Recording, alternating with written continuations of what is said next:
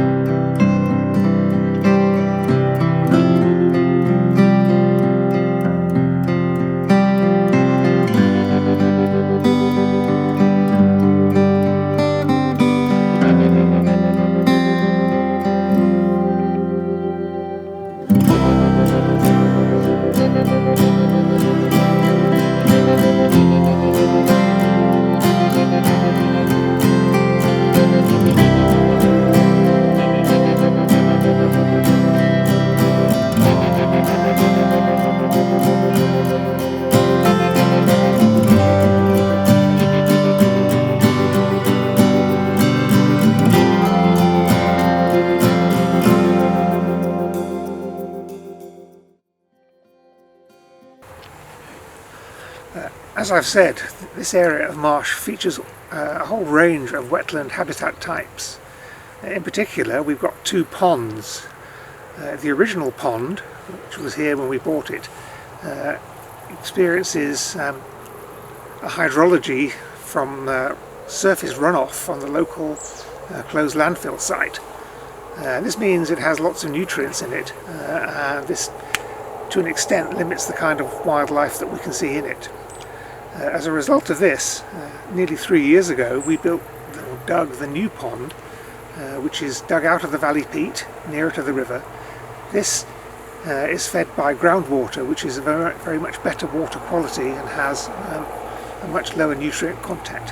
So this features very clear water, gin clear we like to say, and has stoneworts and other wild and wonderful dragonfly population, things that like this kind of habitat.